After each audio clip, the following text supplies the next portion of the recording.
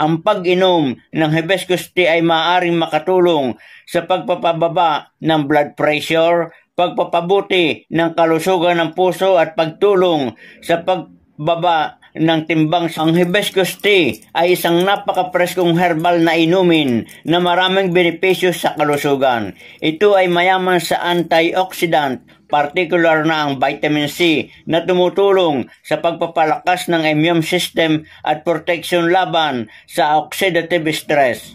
Ang pag-inom ng hibiscus tea ay maaaring makatulong sa pagpapababa ng blood pressure, pagpapabuti ng kalusugan ng puso at pagtulong sa pagbaba ng timbang sa pamamagitan ng pagpapahusay ng metabolism.